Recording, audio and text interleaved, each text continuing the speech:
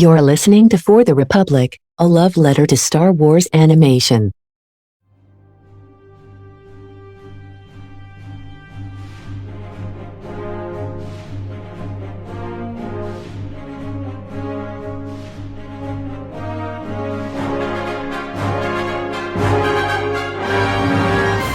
Hello there. All right, welcome back to our Obi-Wan Kenobi recaps. We are here to talk all about episode 4 of Obi-Wan Kenobi, and it was another very eventful episode as always. I am your host again, Andrew, joined by Don, Jake, and Connor. How's everyone doing? Are you ready to talk Kenobi? Yes. Absolutely. Yes, I am Yo. so ready. I can't believe that there's only 2 episodes left. I feel like Dude, the show that's wild to literally think just about. started, but Makes me so sad. Not if Ewan McGregor is to be believed. yeah, if He's Ewan is to be believed, we have 7 and 8 and 9 and 10.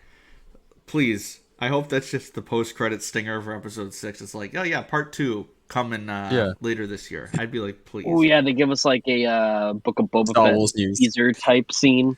That would be. Oh yeah, I mean, That'd be wild. so that would be so good. we've got a lot to talk about this week for this episode. We got to see Obi-Wan rediscovering himself as a Jedi, getting further and further closer to the Obi-Wan that we all know and love from the prequels. Again, unfortunately, our good friend Chloe could not be here with us today. It is a very busy life in the world of chemical engineering, so she's off doing that stuff, but she did send in her thoughts like she did last week, so let's go to that right now. Hi everyone, it's Chloe, aka Lightsaber Queen, and I am back with a very short recap this week due to another insanely busy work schedule. I'm very sorry about that, and I will be joining everybody again next week. So I'm back with a short recap about this week's Obi-Wan episode, which I thoroughly enjoyed. I was so excited to see Obi-Wan using his lightsaber again in the hallway. We got another hallway scene. It was fantastic. Honestly, I was sitting there the whole time and I was like working out the lightsaber moves in my head to go and practice afterwards. It was perfection. I thought Fortress Inquisitorius looked absolutely amazing. Wow, like I was just very impressed by it. And also the tomb in the bottom, I feel the need to go back and rewatch it and stop at every single shot because I think there were probably a lot of things I missed. There were so many Easter eggs in that scene and so many things to pick up. That was definitely kind of like a treasure trove of clues there that I feel like we're kind of dissecting at this point and we'll probably find out more about in the coming weeks. But yeah, no, I thought it was amazing this week. I really enjoyed the episode. And Vader at the end of the episode, oh my god, he was so scary. Like I said this on Twitter, but I was like, that's gonna be stuck in my head for like a year. It was terrifying, and like in a good way. Like the acting was great, the scene was great. I thought it was fantastic. So overall, I really enjoyed it this week, and I hope you all did too that are listening. So have a great week, guys, and I will be rejoining everybody next week. And thanks once again for that. We really hope you'll be good to go with us again next week. You're dearly missed here in these discussions, but we know everything is busy, so take all the time you need. Gentlemen, let's talk about this episode. Where do we start? I guess I can start with just Ewan simping. This new Obi outfit is immaculate. It is so cool. It is really good. You're talking about the harness over the Obidis, or Oh no. We'll get not the Obidis just yet. I'm talking about the new want to talk about the new Obidis? tunic. Yeah, One, I tunic is tweeted cool. and then deleted and then tweeted again because I was like, how spoilery is this? But I'm like, I need that new Obi-Wan outfit as a Black Series like now. It's gonna go right on Oh the, my the god, I shrine tweeted have about planned. it too. I also tweeted. I tweeted it was like. I tweeted that it was so good to see him discard his depression robes for like a more traditional Depression Jedi robes. dude. Well, yeah, it's like he is like the outfits, and they're really paying attention here. The outfits really symbolize where he is at because, like, you know, the Tatooine outfit was like paralleling, you know, his like him turning his back on the Force and the Jedi, just like Luke, and in The Last Jedi, they even parallel each other, like I said. And then you've got the depression tunic for like episodes 2 and 3, which is like very kind of dirty, rundown, very beat up kind of look, which kind of reflects where he is there. And now, Still have the now that Jedi he's like, silhouette though. and now he has this awesome kind of like tunic it's a different color, but it's like it's got that Attack of the Clones energy because he has the longer hair and it's got the white undershirt. And I was just like, yeah, And my dude's I starting to get love the he's color. starting to get his Great. groove back. It drapes really similar to the way his Phantom Menace robes do, but there's still like that lighter material with like that sort of like dirtier wash over them. So it's like, yeah, it really is great costume storytelling. Like it shows that he's like not quite there yet, but we're getting there. Yeah, like when I we're getting saw him come out with those robes, I was like, oh, okay, he's coming back.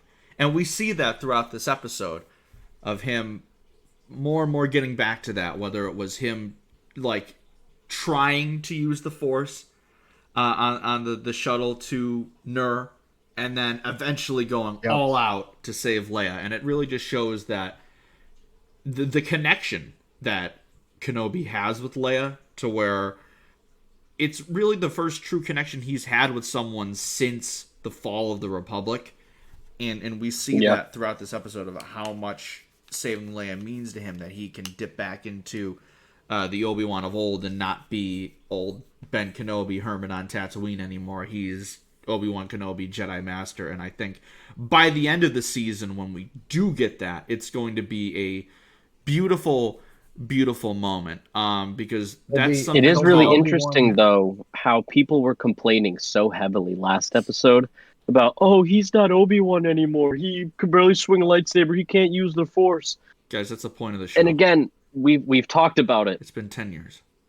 Learn Yeah. fucking storytelling, guys. Media literacy. Storytelling What's is the a point of thing. the payoff? They're if telling there's no build up. a story. Guys, why isn't Exactly. Obi-Wan mowing down people and being super badass in the first second of episode 1?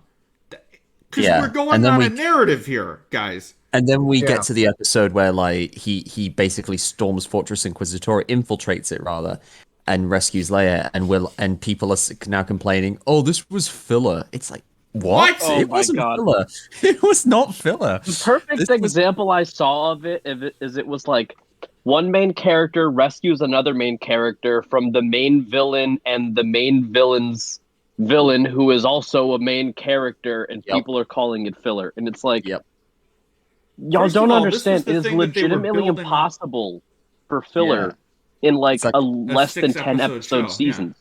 First It's of all, like- this is like the big set piece that they were, aside from, you know, the rematch between Kenobi and Vader, this was the big set piece that they were building up, was Obi-Wan storming Fortress Inquisitoria. So we get it in this episode, which we were all expecting that was going to be the finale. Yeah, And- exactly. Yeah, Now and we I have think 2 we all episodes did, left. really. And all, like, again, there's not enough character development in this episode. First of all of Obi-Wan's journey in this episode was character development, topped off with what we'll get into later was maybe one of my favorite Kenobi scenes ever. We also get the continued development of the path, early stages of the rebellion. The great line of at the end of when there was the sacrifice of, okay, now you're soldiers. But That gave me chills. it's That was so reminiscent of when K2SO looks over at Bodhi in Rogue One. It was like, well, you're a rebel now. yeah. Yep. After he shot the stormtroopers, it just reminded me of that moment so much. I freaking love that. But remember, there weren't 8 billion cameos and, you know, lightsaber battles and all that stuff. Even though there was No flashback. there was a shit ton of lightsaber stuff and there was a shit ton of action. But Exactly. you know, all my characters that I loved when I was a kid are feeling things, so it's bad. Learn what storytelling is. guys. Come on. Complaints are so one- very like, reminiscent of Last I Jedi am- with this show. If you just don't like the show, you're Stop allowed watching. to not like it. That's fine. If you're like, oh, I don't like it, that's fine. It's the people that give these reasons of, I just have no concept of what I'm watching right now, that bother me, or complain. Oh, Exactly. it's, you know, who are these other characters? I don't care about them. I only care about Anakin and Obi-Wan and Vader. But actually I don't, because every time Obi-Wan shows any type of, you know, remorse or development or PTSD, boo, that sucks. that's not the Obi-Wan I remember growing up. Well, this isn't the Obi-Wan you knew. This is a We different have version. the best example of these people not understanding Star Wars, though, from the very beginning, is the people that were complaining about the way Leia acts in the show. And they're trying to say, oh, that's not like Leia. She's a brat. She's snotty, whatever. She is exactly like the Leia that we have had for the last 40 plus years. Vivian is doing a phenomenal job of portraying a young Carrie and a young Leia, and these people think that she's mischaracterized or she's a brat, and it's like, dude, this is Leia. Like, she is Leia. She is doing a phenomenal job, and like, Oh, she is. if Absolutely. you need an example to really sum up how stupid these people are, I feel like that's the easiest one, because it's like it's just spot on, and they're just complaining about it because I don't know. Well, Kid Leia yells at Obi-Wan. Leia's the heart of the rebellion in the original trilogy, and she exemplifies that there. Yeah. She's like a rebel to her core because, in the first episode, she's disobeying her parents, and it's more for just like frivolous reasons, like, oh, she doesn't want to like fraternize at the party because it's full of like snobby dicks like her cousin. And then we get to the progression here where she is. Well, we even get it interacting with a her and dangerous Obi-Wan, though, and how she gives Exactly. Obi-Wan attitude in Yeah. episode 2. Yeah, she rebels against Obi-Wan because she doesn't fully trust him. And then you get to this where she's, even in episode 3, she's rebelling against him with the plan. Like, he tells her not to talk, and she's like, oh, his like our whole backstory to he who shall not be mentioned. But And that's anyway. the best freaking part, is the fact that she's able to sell it better than he was. Exactly. And now we get to episode 4, where she's interacting with a very dangerous individual, as far as she knows, with Reva, like this really scary Inquisitor who is threatening to hurt her if she doesn't give up the information. And she's defiant to the end. She doesn't volunteer the information, even when she's scared. She doesn't say, like when Reva has her strapped into that torture chair and she's saying "last chance, princess," and she screams defiantly at her, "I'll never tell you." That's so good. That's Leia. That's Leia. Yeah. It's so good. And also, like, I've got to one of the mention her most line. Leia I am lines. a princess of Alderaan. That's Oh. so good. Her delivery of that interrogation scene, of every single line, and her facial expressions, the way that she's able to go back and forth between the pretending to be afraid and, oh, I'll tell you, but let me talk to my dad first. Like, it was so great. Oh my god, she's just so good. And then is this a staring contest as Reva's Yes. trying to mind Krover? It's like, bro, I'm dead. That was It beautiful. was very, very Force Awakens with Kylo Ren trying to get the information out of Rey and failing in the interrogation. He'll never be interrogation. as strong as Very Darth cool. Vader. You can see the look on Reva's face as well. It really gets under Reva's skin that this kid is resisting her and basically showing maybe not a greater amount of strength, but arguably like more defiance than she might have shown when she was taken by the Inquisitors. And can I also say, Moses Ingram in this, like each Incredible. episode she has been adding to Reva's development with her dialogue. Every word she says, every line she utters hints more at her backstory, because I think we Right, talked there's so about many last minute episode. details that she puts into it Yes, that is like, yes. it's telling her backstory without Yes. showing Without us showing it, her yeah. backstory. Which is why the Yeah. people that say, "Oh, her character's got no development," again, media literacy. It's a Yeah. Like, are you tool. not paying attention? Pay Like, what, are you attention. watching the episode while like fucking around on your phone No, remember, simultaneously? lightsaber go burr. That's all these people care about. Exactly. Yeah, because like with Reva, They're everything just with waiting Reva for her to is say, a "I fun- was that youngling in the flashback at the beginning." Right. Yeah. You remember that Yeah. flashback from episode 1? That was me. I'm Yeah. mad because Anakin killed my friends. And it's like, we're going to get the answer eventually. It's like all these people that are fishing for answers about Grand Inquisitor and how they think that there's all these retcons to the original Tell trilogy. And I think it was the actually Joby Harold who did story. the interview that was like, wait for the show to end. Yeah, We're watch not the done show. with the show. At this Yeah, I point, think, though, speaking of Grand Inquisitor, I honestly think it's going to end up being a Cobb Vanth and Book of Boba Fett scenario, where Yeah. one of the last things we see Oh. is him either waking up from a coma or a back to tank or something, or we'll see him chilling in there. Because I just think don't what think we're gonna he's get. needed for the rest of the He's story. not, and exactly that's the point. I know we discussed about it in the previous episode, but they did have to sideline him, and so the way I kind of expect it to go down is he is going to come back eventually. Somebody helped him out or whatever, and he's going to come back and he's going to say, "Hey, Reba's the one that stabbed me. She's a traitor," and so that's what's going to give us a lot of additional conflict for Reba to tack on to the already lot of conflict that her character's been going through already. And that I feel like is going to be really interesting because for me, I think the most interesting thing about the show, like obviously we know Leia's okay. We know Ben survives. We know what happens with most of these characters. We don't know anything about what happens to Reba.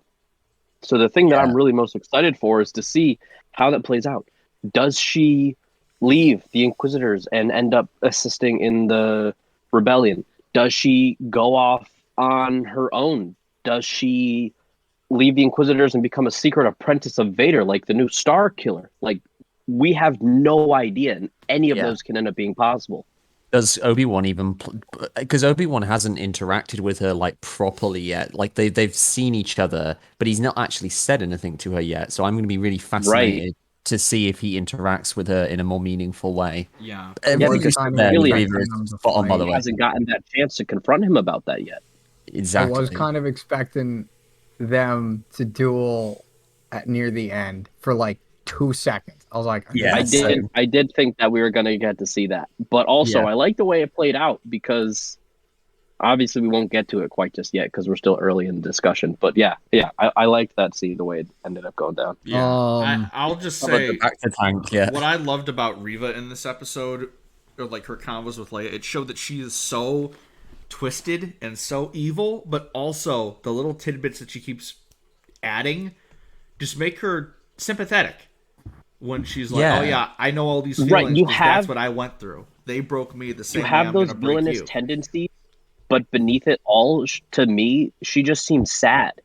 She's scared, yeah. She is that's scared what and I think afraid. my favorite thing about her. Yeah, and we like see all that the at anger the end is like masked by. The scene you with go. Yes, which that's so good. That's one of my new favorite Vader scenes. Was that right there? But more scary Vader.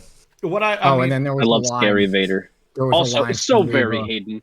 That was Hayden. Oh yeah, like Hayden to a that T. man is just the fact that he was only ever in the suit for a single scene in the prequel trilogy, and he is able to portray Vader as spot fucking on as he has been in this show. It's just, come on, guys, please. I know we've been starting to give Hayden the more of the credit that he deserves over the last couple of years. Give him more. He fucking deserves it. Oh, for sure. Okay. I got a theory. I know it's very Twilight of the Apprentice. I don't know why. It would be really, really fucking cool if in like the final duel or whatever. Please. Fucking he slashes like Obi-Wan slashes I know where you're going. I would be so okay with that. Same. That's I really want. Because like I don't want cool. I don't want live action recreations of like Kenobi and Maul or Ahsoka and Vader. Like I don't want those. Absolutely not. That I would be completely okay with. Or, yeah. Like it would Obi-Wan just be just such a seeing good his apprentice's face it would be really powerful. It just feels like such a good moment to sort of not redo, but for lack of a better term, redo, because it's like it's Anakin and Obi-Wan. Well, we were discussing that before we actually turned on, the recording about how it could be really interesting because, again, I know we all expected more flashbacks in this show. They're still coming, by the way. I still feel like they're absolutely coming. It would be really interesting to me that if in that final confrontation between Obi-Wan and Vader, it is intercut with flashbacks. It's like I know Dom said earlier, whether it's like them sparring during the prequels or whether it's like they're on like a planet that they also fought together on during the prequels or whatever. But I feel like that would just really add to the emotional weight of that fight. Andrew Stanton did co-write episodes 5 and 6 of this show. Pain. Pain. Pain incoming. Pain. And speaking of pain, there was a line that automatically made me think of Jake and it was when Reva went, "I hope you like pain," and I'm like, "Bruh, Reva's just channeling Jake right now." Oh, that tomb I scene made love me think of Pain. Jake too. But we'll get to that. Also, dude, That tomb scene. Fortress Oh my god. Inquisitorius, Yeah. all the fucking lines about like no one's stupid enough to go in there, and I'm just like, I don't know about that one, Chief. Yeah. Another thing I have to point out about Fortress Inquisitorius, I know it was a really, really big topic of discussion, is that it does look different than it does in Jedi Fallen Order. And I noticed today, if you look during that one really weird angle shot that they did, where it's like the camera would be at like water level and it's looking up at the fortress, you can actually see where that big middle cutout of the fortress that was there in Jedi Fallen Order, it's been filled in. Like they built more to the fortress. I mean, so that's always not just thought they like were a doing it complete redesign. Yeah, they Yeah. built more to it. That's I sick. always That's such thought like they a were. great Yeah. detail. I always thought they were Oh, shooting so it from then- the oh, side that's- anyway in the okay. trailer. That's what I That's assumed cool. too, and I think that Yeah. that shot actually is the first one we've really seen from the front.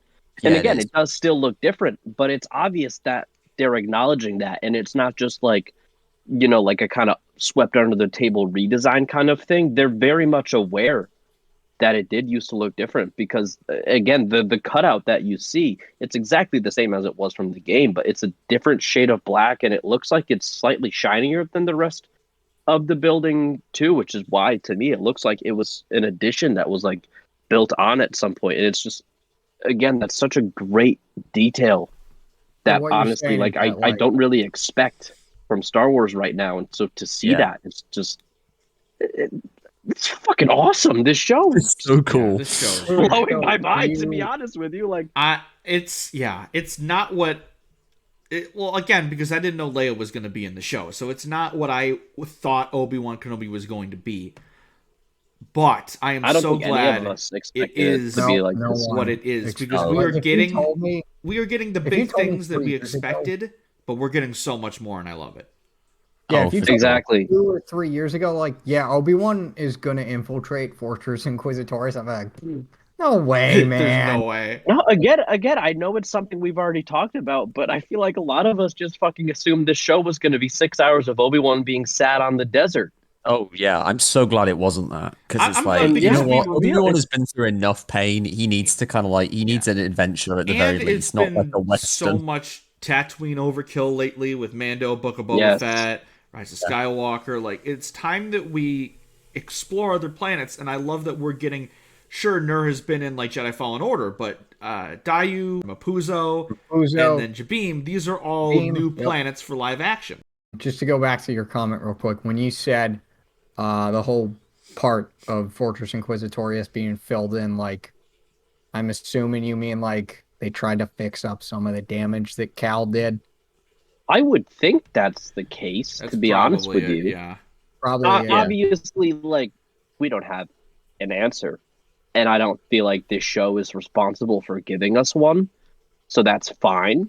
But, like, again, it's just the detail and, like, the fact that they even cared enough to acknowledge that in such a subtle way.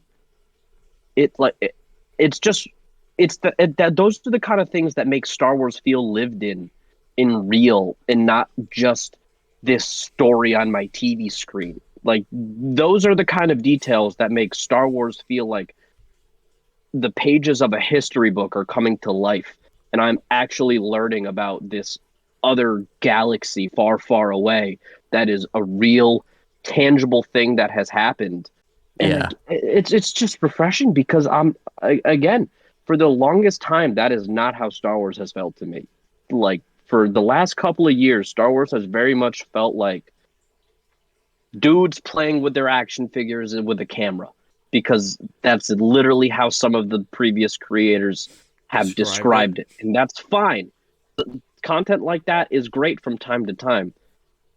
But, I mean, George Lucas shot the original trilogy and the prequel trilogy, he's even said, documentary style, because he wanted it to feel real. not like it's just this goofy story.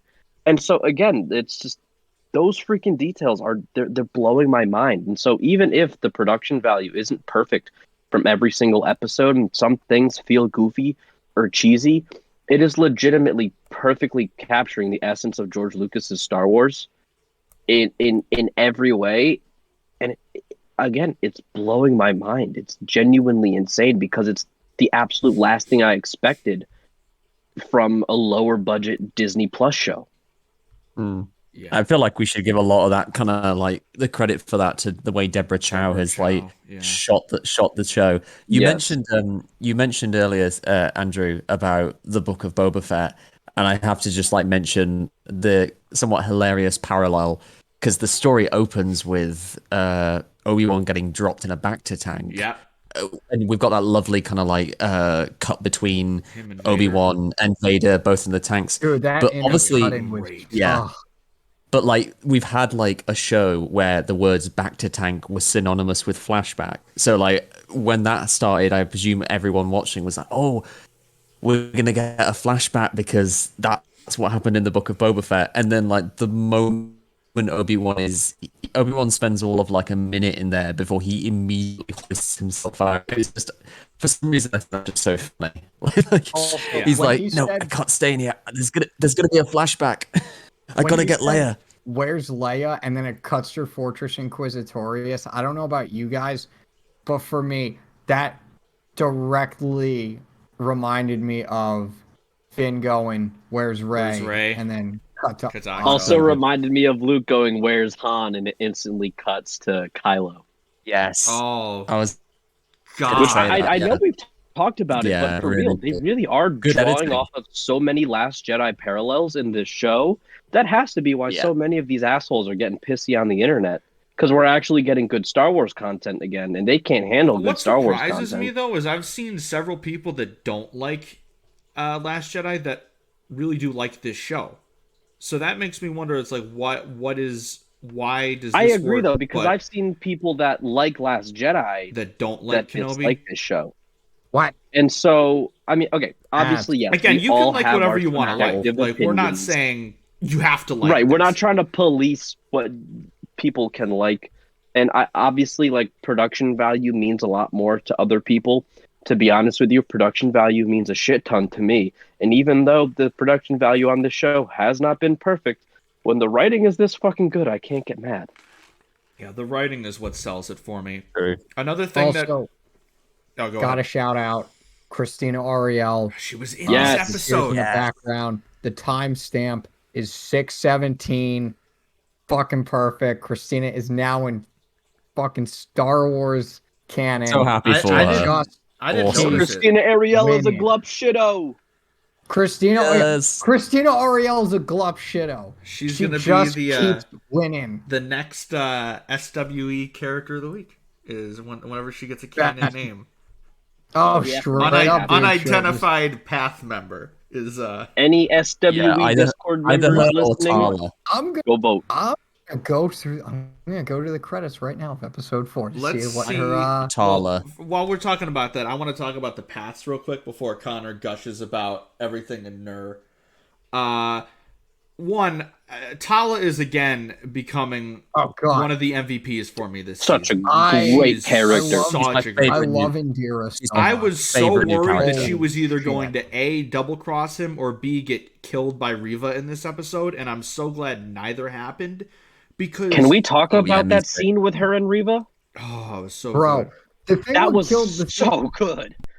thing I loved That the was most about excellent that part attention. was that like she gave someone described it on a YouTube channel. She gave her accurate info without giving her accurate info, and I'm like, It was like when Leia tells Tarkin that the rebel base is on Dantooine. I popped for the floor mention. I'm like, are we getting Hondo at some point? And of course, that's just Hondo, Ah, that would be awesome Hondo. if he's in I the path. smell profit. If he's in the path, that would be so cool. But again, I love her character. They are only interested in Kenobi. every like thing that she's done to help out Obi-Wan in this show, I have ate up. I also really loved O'Shea Jackson Jr.'s character. I believe Roken, I believe, is his name. I love his Roken is his backstory name. of having a Force-sensitive wife that was either taken by the Empire or killed by the Inquisitors. That really affected me more than I thought I was going to. All of these Path characters, I really started to like, and their arc at the beginning is they're even not Sully, soldiers. who I don't did she spoke what, like 2 lines, I think, yeah. but like the sadness you could see in her face after they return with no Wade, and they just all Yeah. sort of think about, okay, he's dead, Yeah, and they don't have to say it, I but you can can see- just see it on all their faces. I can and see it, Wade Falling out becoming. for Wade. oh Yeah. I can see Wade becoming Dude, you know what's funny? a big glup shitto because everyone seems to be yeah. loving him. I'm not gonna lie, when I first saw him in the first shot, I was like, is that Eddie Redmayne? Like, Oh, and that- then I heard his voice, and I was like, that's when I no, would've- it's not. That's when I would have turned the episode off. But Dude, you know what's funny? Like, I was talking about it on Ninth last night. Like, it's a domino effect. Like, if Wade doesn't die or something, the rebellion doesn't happen. Like, straight up, episode 4. Like, there's a domino effect timeline that you can chart. That, like, Wade doing That's what true. he did doesn't get us to the original trilogy, and that's just so fucking cool to me. Also, It's very this I episode- can't remember Rose's name, Rose's sister's name. It's like Paige Tico. Paige, Tico's sacrifice, because like if Paige doesn't do what she does in The Last Jedi, then the bombs don't go off and the rebellion the resistance rather doesn't get away. So I literally just again, tweeted about Last that Jedi today. merge. Yeah, very People much really so. don't give Paige enough credit, like as one of the most important heroes in all of Star Wars, because you're right. If she doesn't do that, they don't get away. Poe, Leia, Finn, Rose all die Exactly. on Dakar.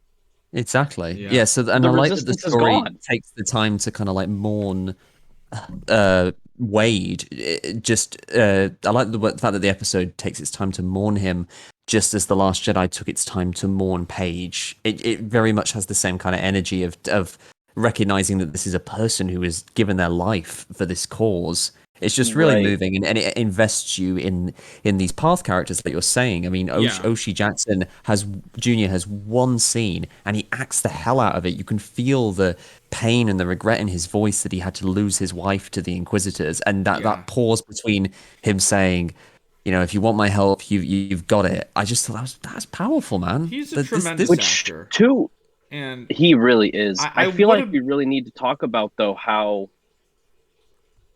so far Kenobi's been able to take these characters who initially feel rather unimportant, which maybe that's just because we're used to, like, the Mando formula of going from place to place to place every episode, and so every character that you meet is there for an episode and then we move on from them.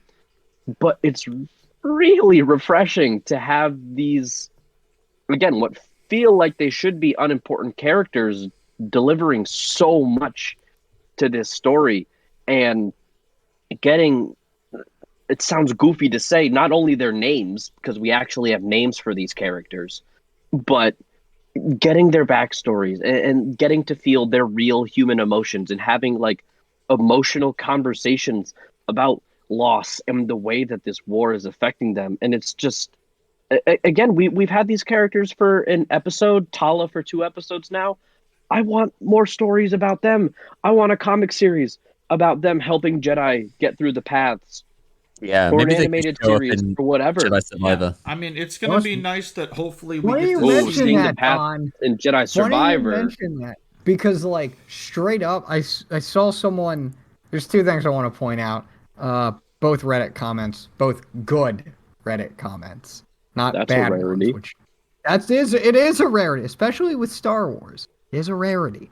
One of them was like, someone just found it really funny that like none of these fucking rebel cells just communicated with each other, because every time they were going over, like, no one's stupid enough to break into Fortress Inquisitoris, and I'm like, bruh, you go back 5 years, and you're gonna want to try to retract that statement. But it's just I like, really love that, though. Like, They I don't feel know. like like straight up, no one knows, and I kind of fucking love that because Yeah. I get the assumption now that like Cal, Seer, and the crew don't really fuck with the rebels. Right, and it this just time. adds to the whole aspect of the rebels being the underdogs that we get in the original trilogy, which at times, for me at least, almost doesn't work because it's like, okay, they seem pretty organized, they're pretty militarized, they seem to know what they're doing.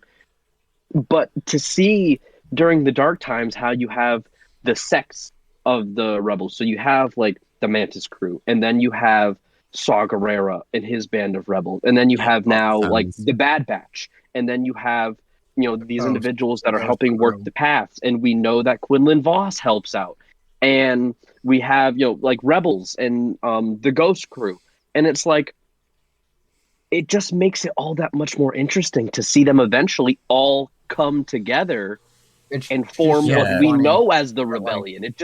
It adds a interesting. payoff moment to something that was never really meant to be a payoff. That's just one of the best things that we've gotten in this last couple of years of content. I feel like it's really also added just- to the story. It's also just really fucking funny that all they needed to do was just establish a line of communication. Literally be like, yo, what's up, homie? How's it going? And be like, oh, hey, it's going pretty good. I'm going to go shoot some stormtroopers today. Be like, no way, me too. Be like, wait a minute, you're? And it's like, wait a minute, you're? And it's like, yo, maybe we should do it together. Yeah. Why do I get the feeling that was Hera Syndulla's first question when she started like working with Bail Organa? It's like, Oh my why didn't we do, dude? Like straight up, like there's a reason. It's not a conspiracy theory, but it's totally a conspiracy theory. There's a reason Harrison Syndulla and Leia Organa like didn't work together. There would be no original trilogy. Like, right, that would have been straight too up, powerful. Like Leia is a Jedi and Harrison Syndulla at her side, bro. Like Kylo Ren never been born. Actually, no. Maybe he wouldn't have turned into Kylo Ren. The Empire would have been destroyed. Palpatine would have been dead. And then, like, Hera and Leia would have found him on Exegol, killed him again. It's just, everything would have changed. Like, Yeah. it would have been Power duo right there, for sure. It's literally a power duo. I mean, people are like, oh yeah, what if Leia was the one trained? Like, we get that what if story of like, okay, well, nothing like the original trilogy wouldn't have happened.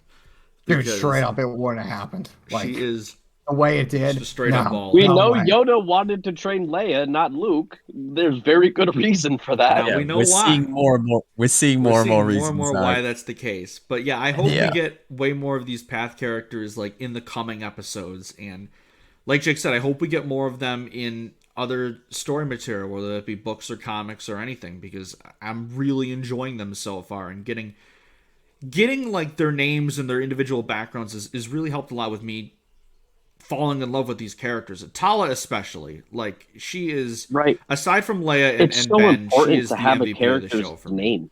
It works, and Agreed. even if Like, it's a we're still minor calling background Frog Lady character, Frog Lady.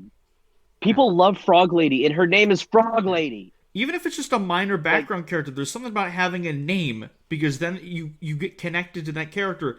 That's the reason why the clones having their own names in the Clone Wars helps you connect to them so much more, to when, if something big happens to them, or if they tragically end up dying, it means so much more, and it really helped them not be nameless, faceless soldiers that they were in the prequels for the most part.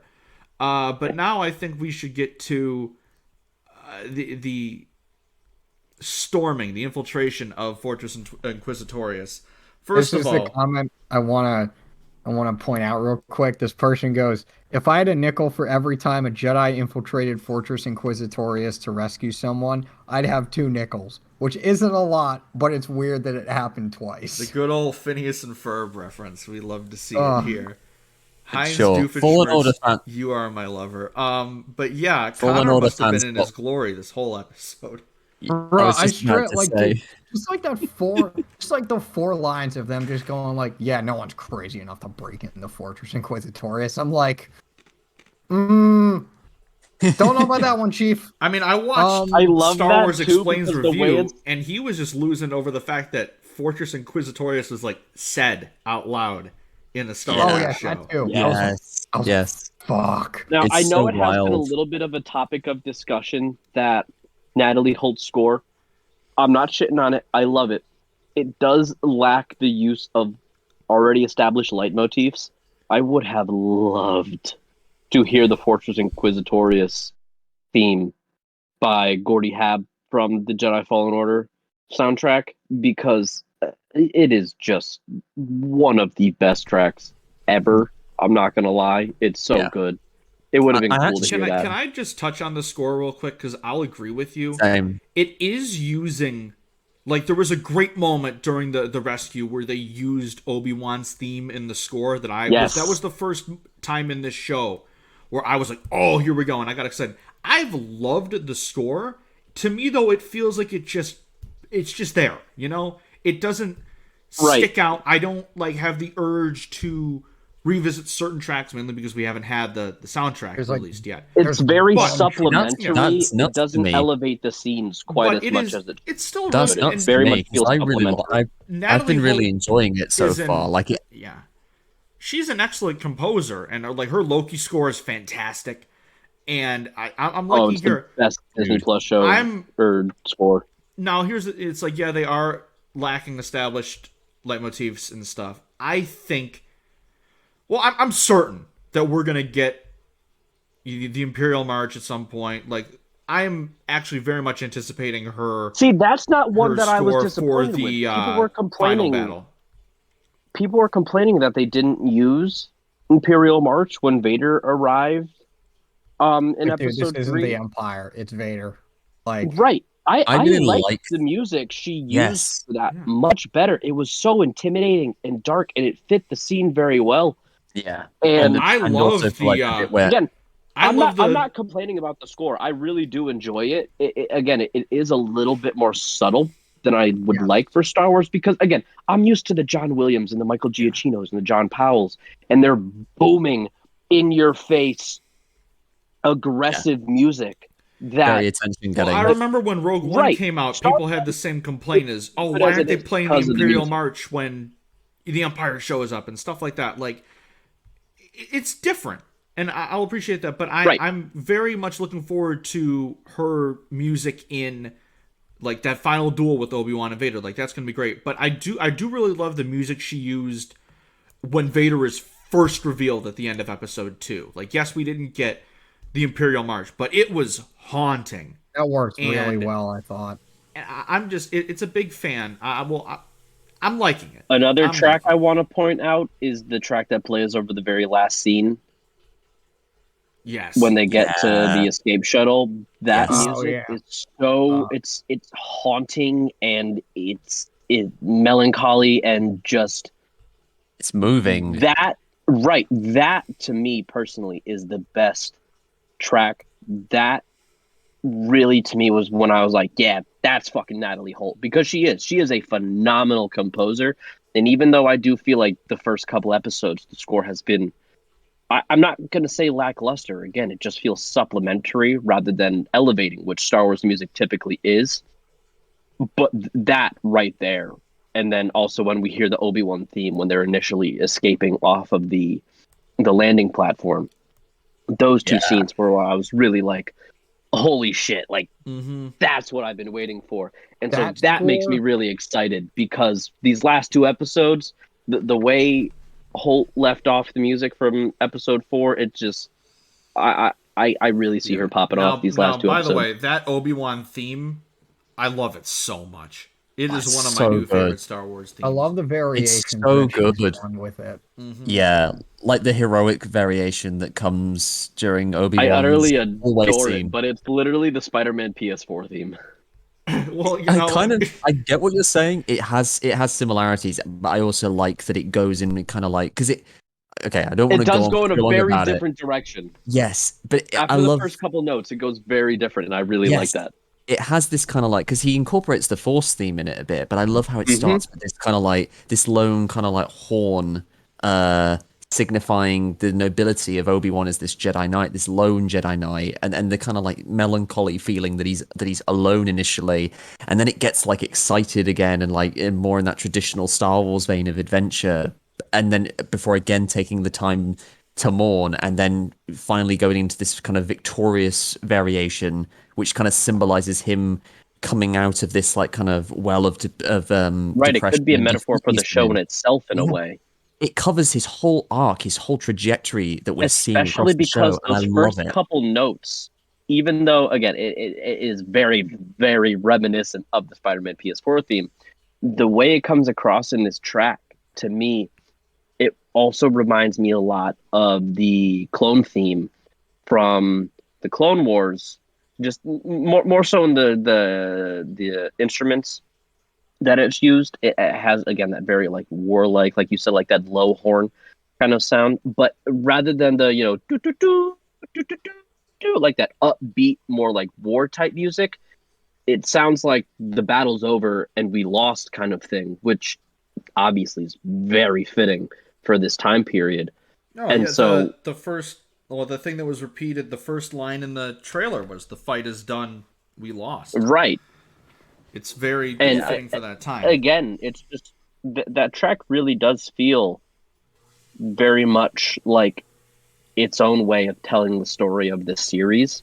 Obviously, the series isn't over. We don't necessarily know how it's going to end. Like I said, we know where Ben ends up. We know where Leia ends up. They'll be fine. Yeah, But Yeah. it is really cool to see that throughout the for Obi-Wan sure. theme. No, yeah. Uh, Now the actual like storming of the fortress was so cool. First of all, the underwater, like I'm a sucker for underwater planets.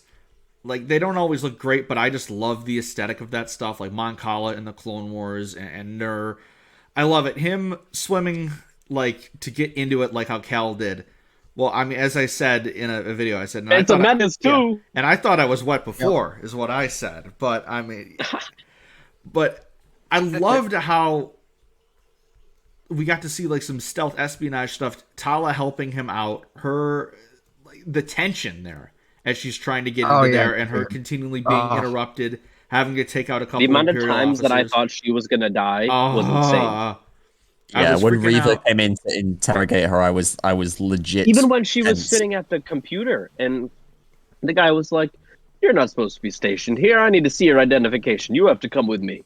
And then Yeah. it's like they turn the corner and she's like, "Gotcha, bitch!" And like, She does that a couple times in this episode. What's cool as well is that we get to see kind of like what Tala would have been like as an Imperial officer, like asserting her authority and being kind of like snappish and stern with like the other Right, when I'm trying to your Imperials. deny commanding her at the officer, gate. and you will call me sir. yes, I will not I was have my like, integrity step questioned. on me. Did I say that out loud? You did. Looks like I'm adding we just gotta another person to start the calling list. this show the Horty Podcast. Look, you know, yes.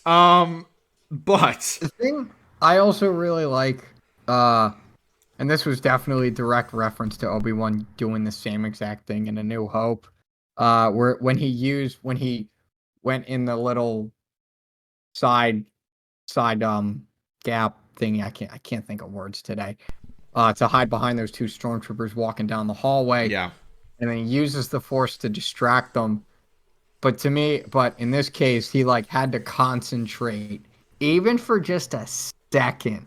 Like that really shows that, like, he's still a little rusty. Yeah. He's still trying to get back into it, but like it's coming back slowly but Right. surely. In then we see between him that use the- moment, the moment on the ship with him struggling with the Force, Oh, yeah. those two moments were just the perfect build-up for the payoff of him finally being able to use the Force like for real. yeah. Later Oh, on. and that was so He cool. fucking dude, when he deflects the blaster bolt to the glass, I was like, "We're doing this again." Uh-oh. All Yeah. right, bet. Now, Yeah. really quick, the before we get too far Fallen away Order from it, callbacks in this episode. Because Oh, there yeah. was Yeah. for Purge, not only just for the Fortress and Purge troopers and everything, but very specific beats from that mission on Nur in the game are Yeah. at full display in this episode, and I loved it. The scene of Obi-Wan taking out the stormtroopers in the dark, so cool. oh my god. So cool. Like, Is I love Force how Unleashed too. every time Obi-Wan ignites his lightsaber, the whole picture just turns like blue. I just Yeah. love that keeps happening. And it was The such a great sabers have scene. such power with the way, like, obviously it's been the way they've done it since The Force Awakens with the actual on-set light up props. Yeah, instead of the CG. But seriously, ever since they've been doing that in Star Wars, the sabers have such more like power and presence than they had in the prequels, in the originals. I just They literally remember I love that. fill the room opening with night light. of The Force Awakens when Finn in the fight with Kylo on Starkiller, when he ignites that saber Yes. for the first time, and then when Rey does it.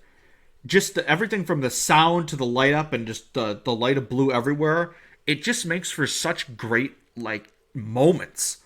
And we're Goosebumps. seeing that repeatedly in this episode is like the saber, the power it has, and not only showing like, okay, this is not Ben Kenobi anymore. This is Obi-Wan Kenobi slowly coming back, and it's taking a bit more effort to take out these stormtroopers, but he's getting there, and we see it by the end of the episode. But there's repeated talks of, okay, we think they're hiding something. We think they're hiding something. And then Obi-Wan gets to a room and he discovers a tomb. And then this is when everyone died inside. Pain. People wanted Clone Wars references in this episode. We got it. At what cost? But at what cost? Terra Sinupe. Oh. No. R.I.P. Well, Terra hey, Sinupe. if we want to think on the bright side, he's probably the best animation to live action translation character we've ever gotten. He looked perfect, but He looked pretty good. But He at what looked pretty cost good do for we a get corpse. it, Jake? he looked No. pretty good for a corpse. Actually, nah. The best one is Bo-Katan, but that's pretty obvious. Because that's literally Bo-Katan's pretty fire Katie. too, but like Yeah. in it's terms pretty. of, like, Yeah, in terms it's of, easy like, to translate alien. Yeah. Katie into Bo-Katan. Terra Sinupe, we've never seen his species in live action before, to my knowledge. True. I mean, that And- whole it sequence was hurt. so dark. It didn't hit It me was- at first, too. it I was like, was. wait, hold on. And then I was So- like, so- oh, no. I forgot I his did name see at first. I was somebody like, point out "Wait." on Twitter. I don't remember who. Damn. Okay, I'll have to find out and mention it next episode. Somebody pointed out with all the shows lately, they all connect in some way, and we don't really know how Kenobi does.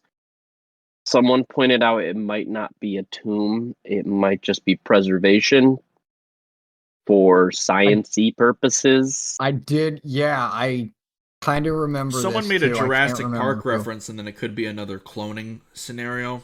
Yes, they And might maybe be the Empire using is these cloning. dead Jedi to experiment with Absolutely. their Force-sensitive clones. Yeah, I think they're And onto again- something there. We've talked about it. I fucking hate Rise of Skywalker, like with a burning passion. I really like that they're actually making an effort to, I won't say make amends, but make sense of the more confusing aspects of that film.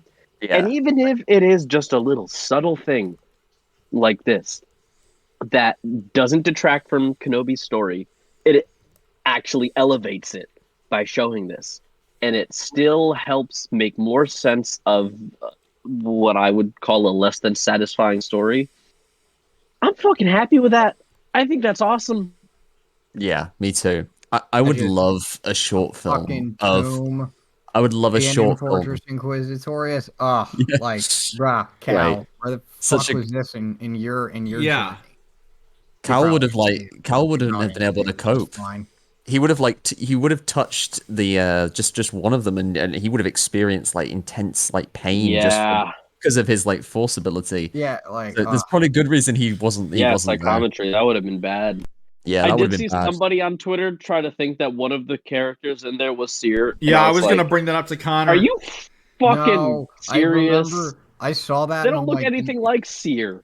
I was like, yeah, I was like, you're dumb. Like, that's There was also that council member who has like the face that is just complete nightmare fuel. Oh yeah, his name is like something weird, Kajika or something like that.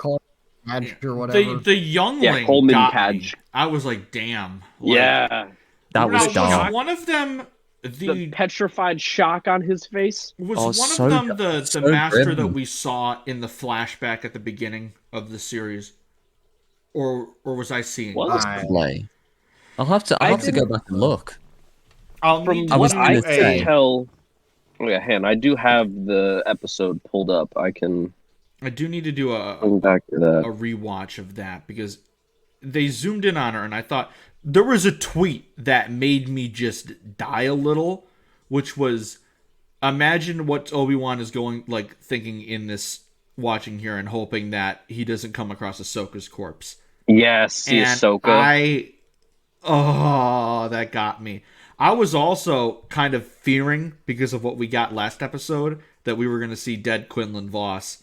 But thank God we I was didn't. so afraid of that. Which again I don't think we would have, because the thing that really tipped me off to him being alive is that I almost said Indira. Tala says he helps now and then, not he helped now. He helped. Right. I mean, I was hoping He's still that active. O'Shea Jackson Jr. was going to be Quinlan, but I really like his character's background a lot in his backstory. So I'm just fine with him being Roken, and whatever he keeps saying on Twitter makes me think that he's going to have a bigger role in the show than just this one episode. So he definitely will be in these last 2 episodes. That feels they're most definitely going back. Like Jake said earlier, these little characters, like the Path people and like characters like Haja in the first couple episodes, have really, really worked for me.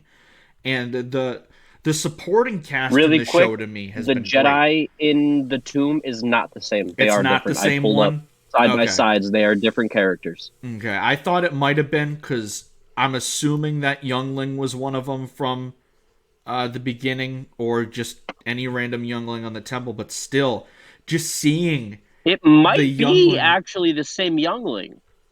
Just seeing in the original training scene on Coruscant, where they're doing their movements, the Jedi in the back left, they look somewhat similar, so it might be the same kid.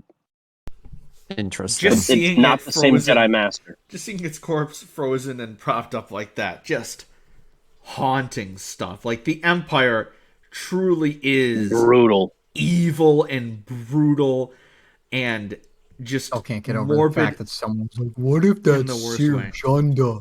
No, yeah, like they'd spoil Jedi Survivor like that before the game even comes out. Like, oh well, I know Seer's gonna die in this. A, they're not spoiling that. B, that's not Deborah Wilson. C, you're just dumb. Like, I'm sorry. Now, what would have been pretty cool is if they had Trilla in there as just a trophy. That would have been so sad seeing Trilla. I would have. That would have hurt.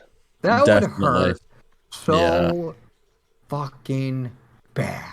That would just take. You would just take a fucking stake to my heart and just start plunging it in even more. It's like, oh yeah, Vader killed this Inquisitor that failed her. Fuck it. Let's encase her in a tomb gel. Like, all right, great. Guess I'll go fuck myself. It's just, But God what we damn it. got. But yeah, can I just say, I would love a short film, maybe for like Tales of the Jedi Season 2, that's just after the war, Ahsoka or Luke finds Fortress Inquisitorius, and they basically lay all those Jedi to rest. Finally with respect. That would be great. I feel like Ahsoka would be the perfect person to do that. Yeah, but like have them both do it. Like have them both go there together and like lay all those poor Jedi's. You know what would be really great too is, because it's a water planet, you can't bury those bodies. But in the prequels, we know Jedi bodies are burned. It would be really cool to see like Viking memorial ceremony type thing, where they set them out to sea and they shoot a flaming arrow onto the pyres as they float away. That would be so beautiful, and it would be tragic, and which now I'm upset that we're talking about it, because if any Lucasfilm creative ever listens to this, they can't use that idea. You know what I just thought of, and what I think might actually happen now, is we're getting that Obi-Wan comic right now. I think we might see a young Reva show up in that comic at some point. That would be crazy. I feel like that comic has to connect to the show in some way. Well, like I said, I thought that Garen character that was in the first episode might have shown up in this series at one point, but then I remembered Obi-Wan said that he hadn't seen her ever again, and that was, I'm assuming, way after this show takes place. But because I just thought, okay, that's an interesting character to randomly introduce, like another first love of Kenobi, which I legitimately have this comic in my hand right It's now so good. because I want to double check. It's phenomenal. I love Um, Youngling it's Obi-Wan, really by good. the way. He's I'm my pretty boy. sure though this takes place in the days before A New Hope, if I remember correctly. Like his journal, Yes. like when he's writing at the beginning. Right. Okay, So then yeah. So that couldn't literally, have happened. these written journals are right before he leaves to die. Basically, I have the trade paperback of the from the Journals of Obi-Wan from the 2015 Star Wars run. I have yet to read them Same. though, but they Dude, are they're so good. they sound great. I know read that there's on a read them on Chrysanthemum digital a story while back. and They're everything. great. I've read Charles Soule's Obi-Wan and Anakin run. I really like that one. That's another great run.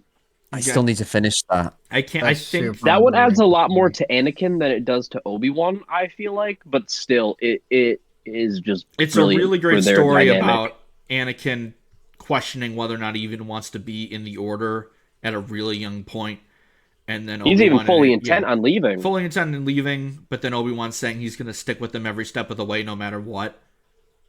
And it's just a Yeah, really, Obi-Wan was fully prepared to leave with him. it's a really nice story. But I Yeah. think issue 2 of the new Obi-Wan run comes out at the end of this month, which I'm upset that it's that long from now, but I can't wait to read that one.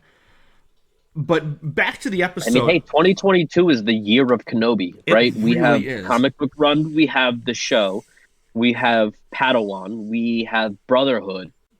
It's only June. Yeah, he's going to be in Yeah. Tales of the Jedi.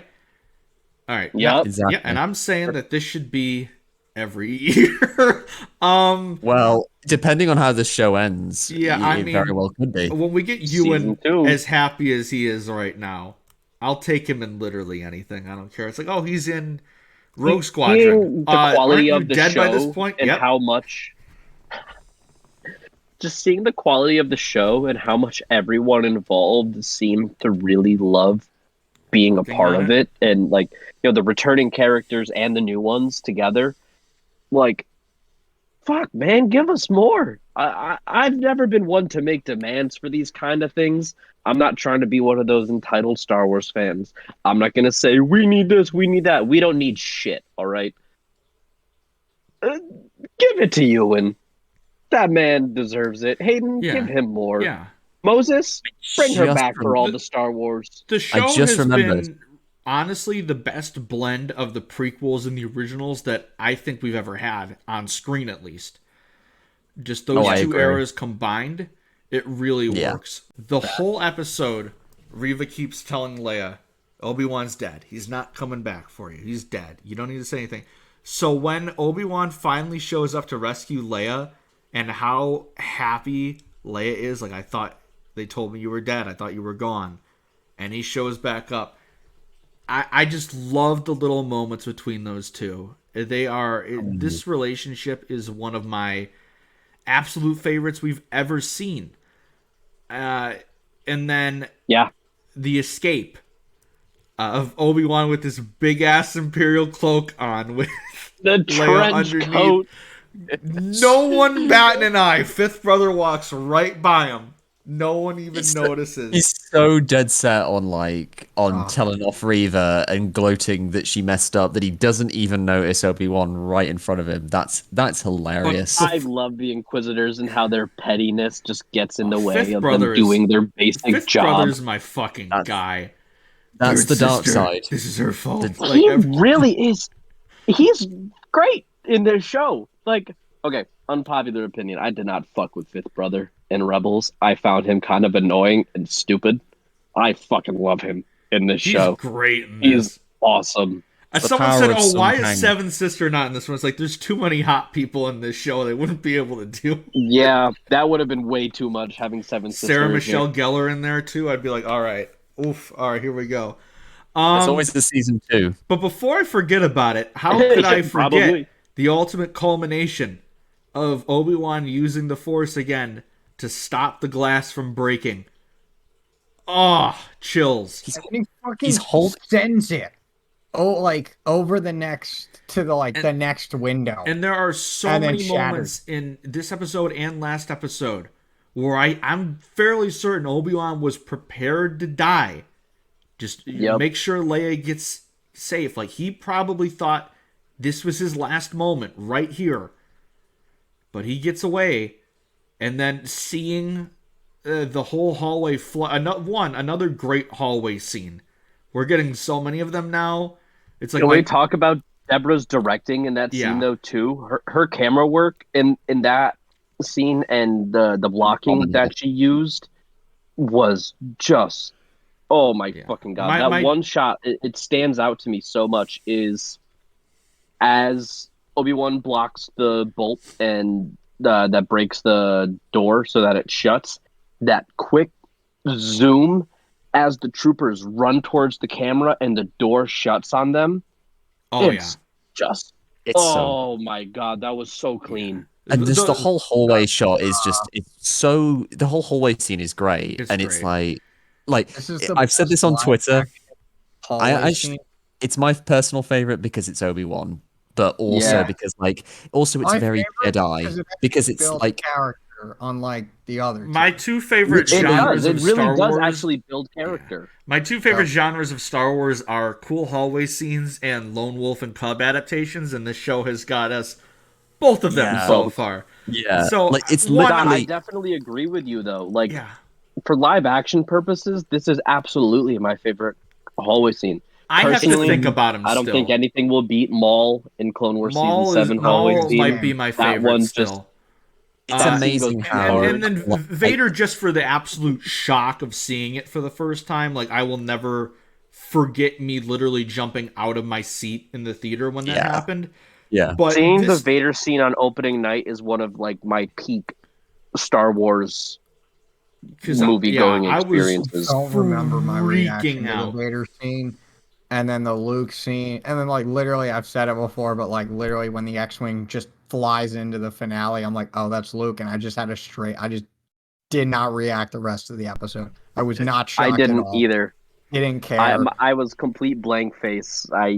It's grown on me. It's grown on me quite a bit. Complete opposite reaction. I was gonna say I was freaking out. No, but... I was like, no way is that Luke. But like, just quickly a bit back to Obi-Wan.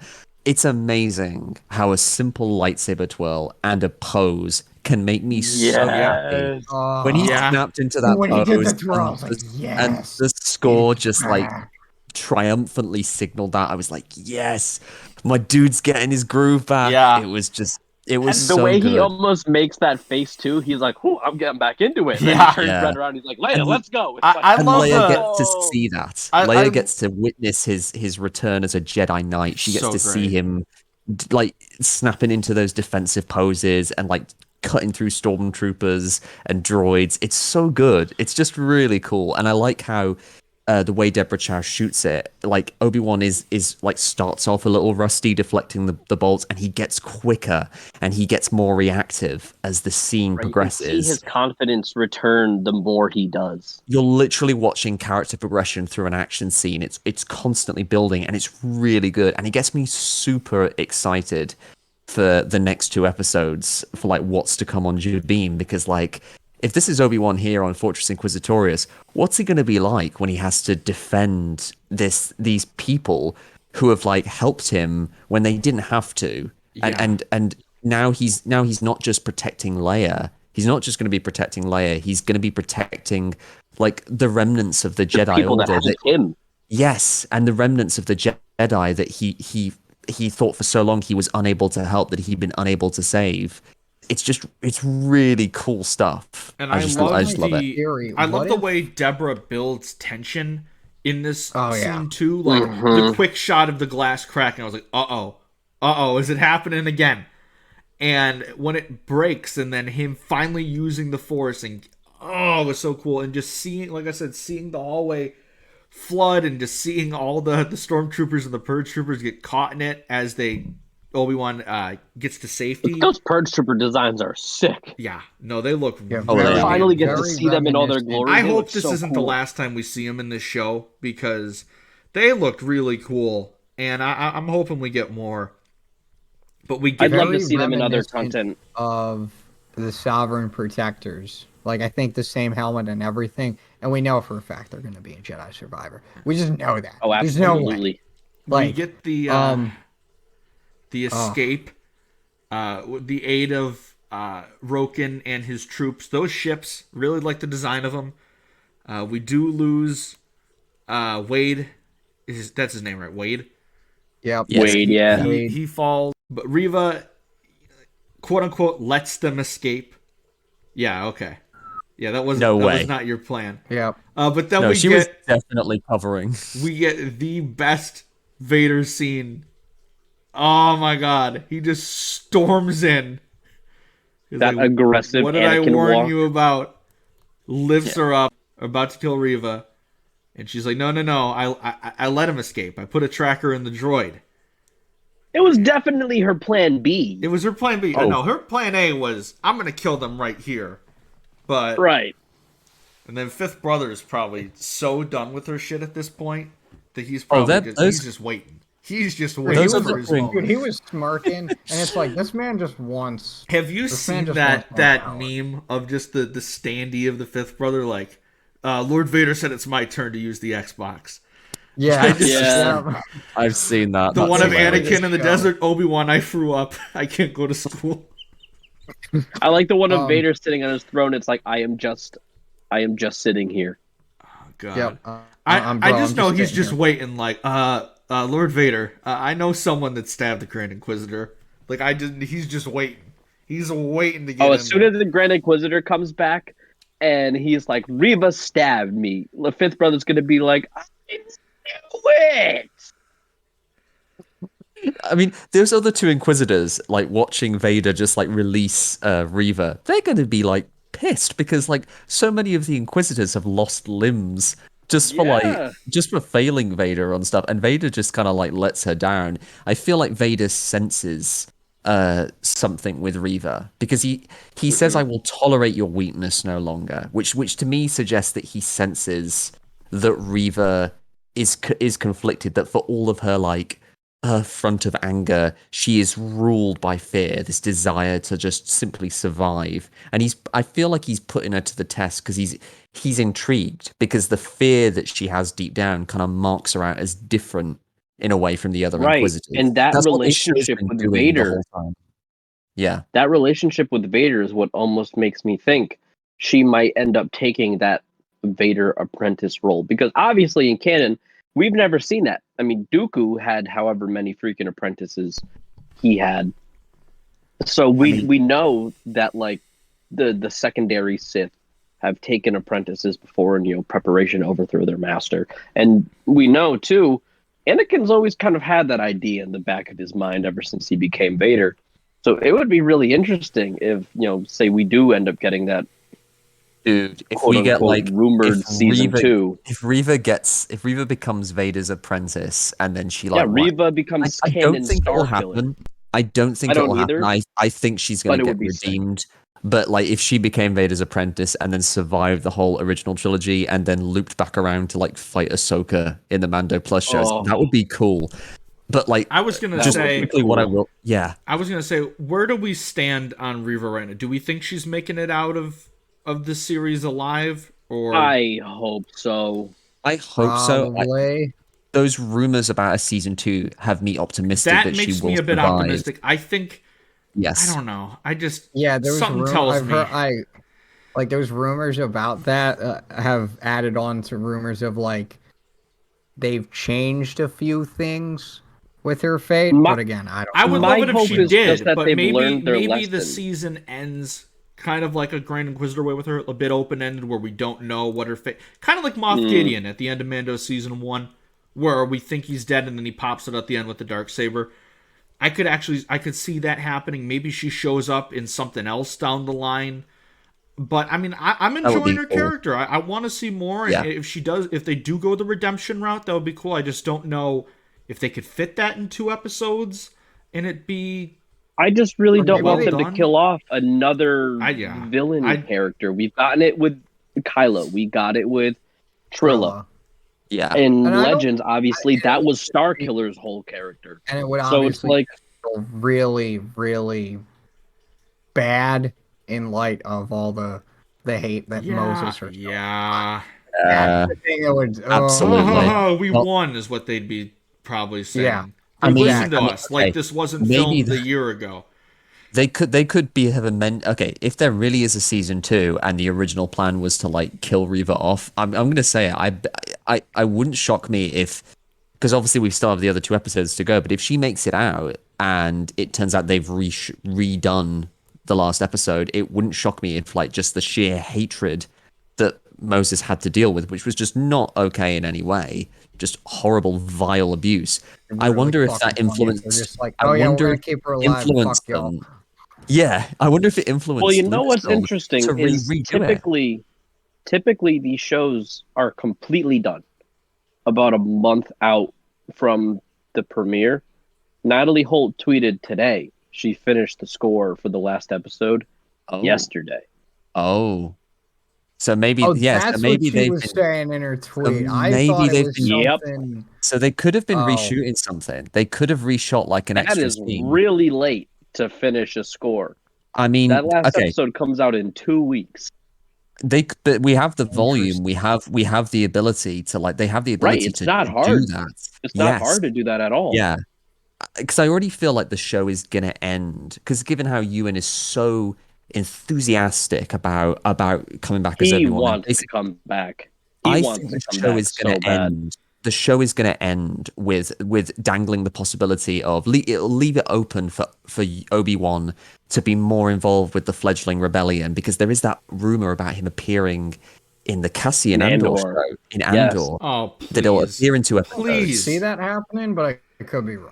I think with all the rumors of a season 2 that we're seeing, and the possibility of the ending having Obi-Wan, you know, basically being left open to take part in the path, be a part of that network now. I think that's very possible.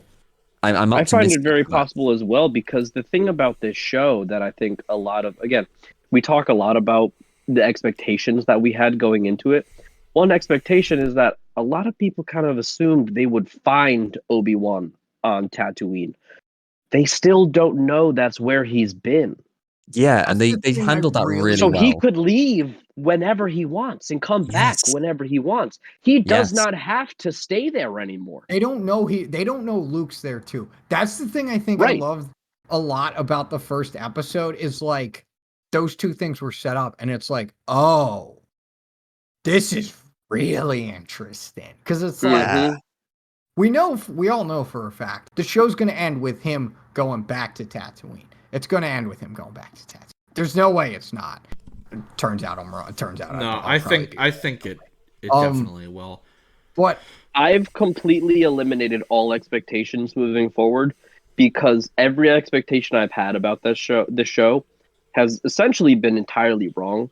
Yes, because I said last I'm episode. so 22. glad that that's the case. Yeah. Because Yes. it's 22 so because much I remember better. I remember that like interview or whatever, or that little tidbit where Ewan McGregor was like, "Oh yeah, I watched like people's reactions of like where they thought the story was gonna go," and he's like, and mostly they're wrong, and I'm like, Ewan, I love you. This is great. It's just the fact that he's like, yeah, you guys are wrong. Like, Yeah, because I thought it was going to be all in Fortress Inquisitorius for the finale. I thought that this episode would be like just Obi-Wan two reflecting on theories I Jabin. have. Okay, one theory I have, another theory I just want to put out there that my co-host Jared put out there.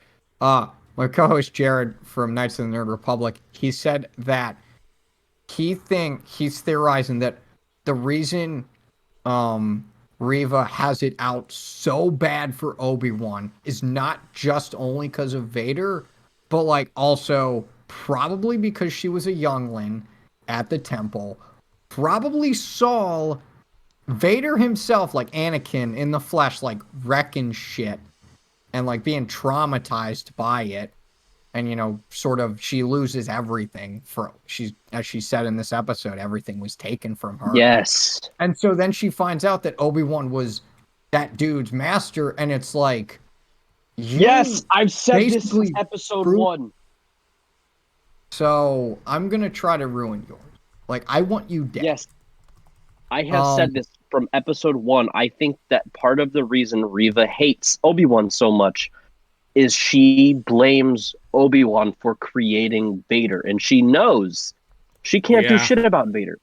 Nobody can do shit about Vader. No one's But as she can- strong as Vader She can other do than the something about Emperor. Obi-Wan. Right. She can do something about Obi-Wan. She can kill Obi-Wan. And to her, obviously, she's a bad guy. She's a villain. She's fueled by anger and rage and hate and all that. Does She that mean thinks we're that going to she get can like a? find peace.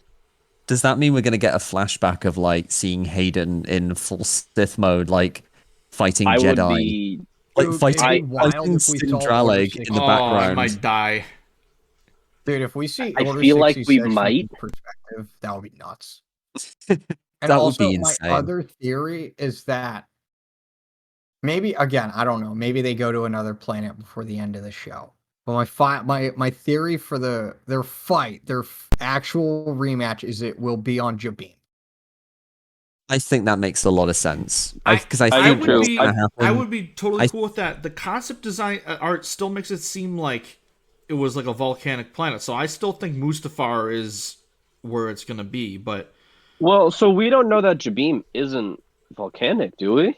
That is, no, we It's- don't. It's rocky, and it's okay. From what I remember from the Legends comic, because I read an issue of it, it's a rocky planet that has a lot of rain on it. But they could have changed the design because this is its first canon appearance, so it could have a lava-y type look to it. But I'd Right. be They have surprised. changed other planet designs. I mean, Yeah, 'cause they I'm changed. always blanking on the freaking name. What's the one from Mando, the tragedy, where Grogu sits on the Jedi rock? oh, just forgotten it now. Tython. Tython, Yeah. yes. Basically, That California. used to be like a rainforest, and then they just made it. I mean, obviously, I know why they did it. It's because the California shows don't really like to leave California, but they just made it like a random backlot in California. Tython that used to be a rainforest, right? So we've seen planets go through changes other than like what they looked like in Legends. So I guess they could do that with Jabim as well, because we've only ever seen what I assume is under the surface. Yeah, that would make a lot. That would be interesting for sure. I think we're probably. I've said it like last two episodes, but I think this is when we'll probably get a flashback for the next episode because it makes sense. I think either Obi-Wan will go into the Bacta tank again, like with Book of Boba Fett, or he will talk to Leia about it, and as he's telling her about like a battle that happened here, he will be reminded of like when he and Anakin fought on Jabim. Hopefully, we'll see like Rex and Cody and like the flashback. I mean, it won't. I won't be sad if we don't see it. I think, the show's going so well that like bare minimum all we need is like Ewan and Hayden just like Right, I've interacting. completely made peace with that. If we don't get flashbacks, I won't be upset, which is interesting because I would find it so fucking funny if we didn't. I mean, So I don't know if I would would be upset. I would say missed opportunity, but I Yeah. wouldn't. I Yeah. don't think it wouldn't ruin the show for me because I obviously wasn't going in with no, oh, I this is a don't feel live like it would action Clone detract Wars. from the I show just at all. I just think like I think it would really benefit some of the Right, show. if there's a time to do it, it does feel like now. Yeah, I don't I'm feel not like hu- there's like, I many don't other think opportunities every to show do that. needs flashbacks, but I think the show could really like it would make certain things hit more, especially if we see like Padme or Ahsoka or clones. Like that would work, but I'm not going to be Satine. like, yeah. I mean, I don't know. I feel like okay. Here's my question because I think Satine might get a mention. Maybe not by name, but a subtle mention, because we know that Satine is the reason that Obi-Wan goes by Ben, because Satine used to call him Ben. I feel like Obi-Wan might bring Satine up to Tala, because I feel like she might be the Satine of this show, if you get what I'm saying. Did somebody say somewhere that she was originally more of an Obi-Wan love interest before some of the rewrites? I think Yes. so, but to me it still comes Indira off like Varma said it. it still comes off Yeah. like she's a bit of a love interest, but not like in your face. I very much feel like Varma, let's she be is real developing here. feelings for Obi-Wan, whereas Obi-Wan is Is like Obi-Wan. he's He like, is "Where's Leia? Satine or Where's the Leia?" Jedi. That is it. This man is oblivious.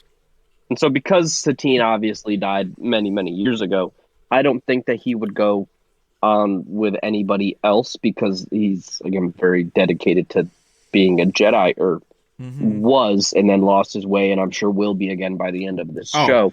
Oh, last episode, obviously, but this whole Obi-Wan, that scene from last episode where Obi-Wan says that he wishes he was Leia's dad, meant that he had feelings for Padme. Shut the fuck up. That is not at all what that scene meant. I tweeted that and said that's not Jesus at all what's Christ, happening in I the love scene. anger here. No, like, if you thought that, Again, you the are just... media literacy again, thing, guys. Get some. oh, Obi-Wan, that meant he wanted to fuck Padme, and Anakin was right. No! It meant that so that Leia wouldn't have to know the truth about and her that's actual the whole father. reason that George cut Exactly that this. bit from Revenge of the Sith is because it would have justified the things Palpatine was saying, and he didn't want any of the things that Palpatine was saying to be justified. Like, yes, so Obi-Wan if that was the deeply case, cared that would for go Padme, against all of that. but not in that way. No. Yeah, it's like It's I wish I was, because this would be a much easier answer for you to know than what the actual answer is. But- right. To tell you the truth that your dad is in actuality this like scary dude in a the black guy mask. that who murders guy that people. tried to kill Your me dad's the- on Mapuzo? That's him. That's your Yeah. father. Yeah. Like who like snapped a teenager's neck like it was a twig. That's like, yeah, that's your dad. Which I saw someone say something very interesting is this, like, imagine the way Vader Anakin felt when he found out about Luke being his son, and then obviously later Leia being his daughter, and thinking about all of the sons and daughters and fathers and mothers that he killed throughout the years, because to him he just thinks that he doesn't have any of that.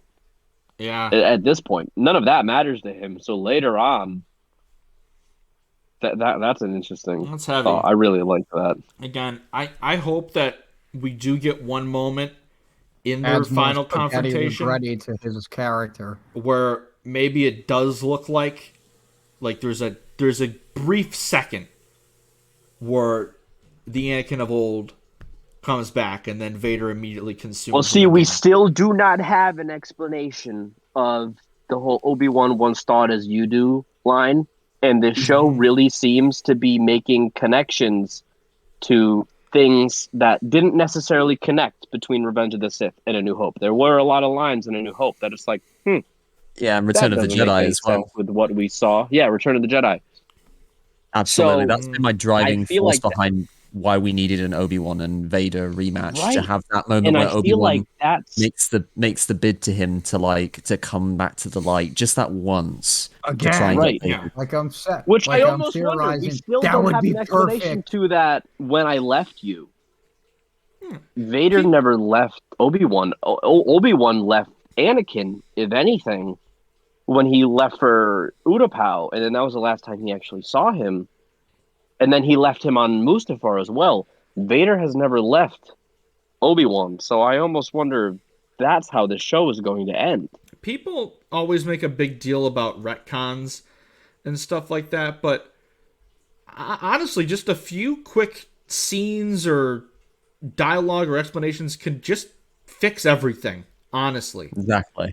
it's Yeah. Yeah, I think the only to the whole it's always like point. a self-made issue. It's always people making a big deal out of something when really, like, if the show changed something small from A New Hope, but it did it in a way where they explain it and it goes, okay, yeah, no, this still makes sense. This can still work with the context of the original movie.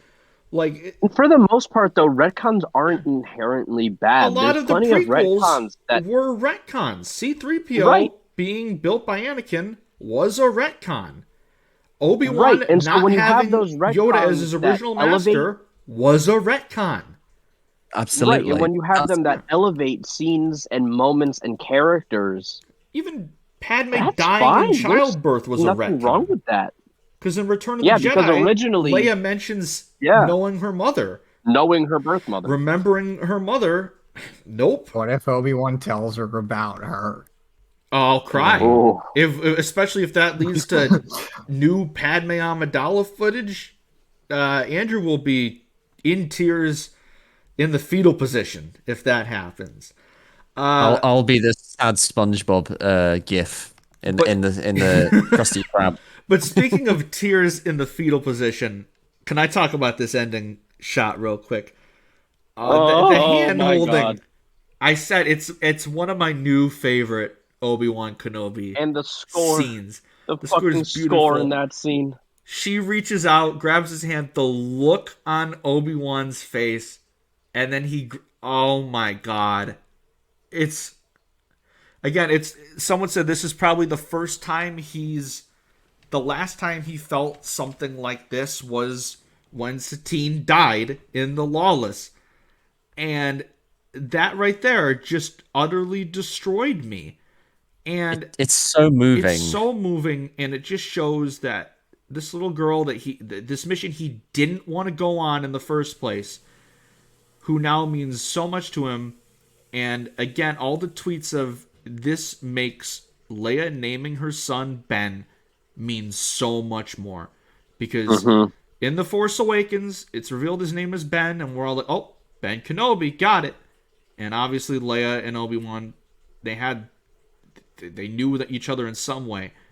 But it means so much more now that, no, Ben Kenobi is the Jedi that rescued me when I was a little girl. And that, made me believe in hope and all that stuff and saved me at my lowest. And, oh my God, it just... That moment also just proves that Leia needed Ben just as much as Ben needs her. needed Leia. And for they're very much dual protagonists in this show, and that's just awesome. To me, what I also really like is that Reva basically says his real name to Leia, and she doesn't really react to it. Yeah, which I found interesting. But it's also when Luke says Obi-Wan Kenobi, she's like, oh, and then he says Ben Kenobi, and then she's like, Ben Kenobi, where is he? Yeah, Ben. Yeah, it's so nuts also, how that lines up now with Carrie Fisher's reaction in A New Hope. It's amazing. Dude, there's so many. The thing I saw a tweet thread about this, A New Hope, because of Kenobi. We already kind of knew this intrinsically, but because of Kenobi, it's made even more apparent. This is the beginning of Luke, and this is the beginning of Luke's arc, sort of the middle of Leia's arc. But for Kenobi, this is the just far end. This is the end of it. This is what it leads to. It really makes that whole payoff moment of him finally seeing Luke and Leia together so much more impactful. Bro, now that he knows he's able to make. He was able to make a real impact on both of their lives, and now they're together, and they can continue on his mission. That is just crazy. When this show's over, and I do a Revenge of the Sith, Kenobi, and then A New Hope watch through, in that order, it's gonna... Again, the thing that I love about these shows and all the supplementary material is the fact that it can elevate stuff that, in A New Hope's case, has been out for 45 years and make you look at the movie in a whole different light now. I love it. I love that stuff like this can exist and keeps coming out and can make you... I think we're going to have to do a 10-hour podcast live watch episode of that. Of us going, Revenge of the Sith, all 6 episodes, and then A New Hope. And then A New Hope. There's a... So my other theory with the final duel is that, if the let's say, he destroys part of Vader's mask or whatever, I would not be shocked if that's the moment when Obi-Wan is like, bruh, get the fuck back to the light. And Vader's just like, no. We have to have that moment because they really haven't conversed all that much, other than the very, very brief lines that they shared before the last fight, which that was largely fueled by Obi-Wan's fear of Anakin in that moment. And now that he's getting his confidence back, I could really see him, being able to be like, Anakin, come back, you bitch. Stop being so pissy. I hope I know you wear black clothes now. I hope he says it exactly like that, honestly. Anakin, come back here, you little bitch. Anakin. Dangles his saber, Anakin's old saber in front of him, shakes it like keys. Look what I got! Look what I got! You almost got it. Remember you gotta this? be quicker than that. You gotta be quick. You gotta be quicker than that. If we get like an Anakin, Obi, try Back to the light. spinning, that's Right a now, good I'm gonna trick. throw sand at you. dude, imagine if like Obi-Wan, the first thing he says when he sees Vader again is "Hello there." Like if Obi-Wan I just mean, goes You full gotta. Obi-Wan mode. It's the line is coming at some point. Like we know. Oh, it is. It's be going to shocked. be uttered. I Like would- that would I would be. not be shocked if it doesn't, but at the same time, if it does, I won't be shocked if it does, and won't be shocked if it doesn't. But I don't know. I feel like that's just like a given with how much like that has been like the definitive prequel meme, and the fact that he's acknowledged it and he like opened celebration with it. It's happening at some point. I mean, we got Hello last week. I also so- really feel like this last fight between the two of them is going to be that perfect blend of like prequel style epicness and deep emotional meaningful conversation between the two, because obviously Battle of the Heroes, that story was very much told through their emotions, right? Their fighting styles perfectly mirrored each other. They were able to completely, reflect each other's moves up until Anakin let his dark side arrogance overtake him, and that's why he ultimately lost. So they didn't need the conversation necessarily during that fight. I feel like this second fight between the two is really gonna embrace more of that debate between the two of them rather than just be another big flashy show of choreography. And that is probably the thing I'm most excited for, more than like actually seeing them fight again, is hearing what they have to say to each other and what ultimately comes of that. Remember last week you said that they had like the saber training for this show was more than the prequels.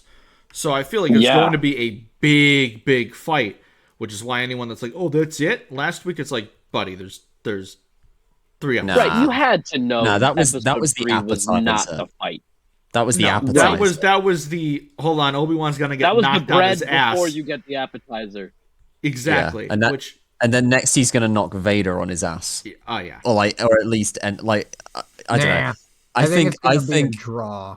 I think it's gonna be a draw. And I think I Obi-Wan will actually be. think I think Vader's Obi-Wan's gonna gonna. win. I think Obi-Wan's gonna dominate this fight. I think Obi-Wan I think wins, he'll too. come in on the high ground. Imagine if I think he enters. I think he Vader's enters the gonna fight. win. Imagine if he enters the fight and he's like standing on the high ground. Like they don't even. He doesn't say I have the high ground, but he enters the fight on the high ground, and that just like pisses Vader off. I think what we're gonna have to do is I think we're gonna have to place bets before that fight, and Oh yes, and see who wins. it's just going to be a 45-minute long high ground competition where just they see who can jump to higher platforms the whole time. They never actually clash sabers. But Riva at the end of the episode, before we wrap things up, did the most evil thing that she's done in the entire show. She put a tracker in Lola.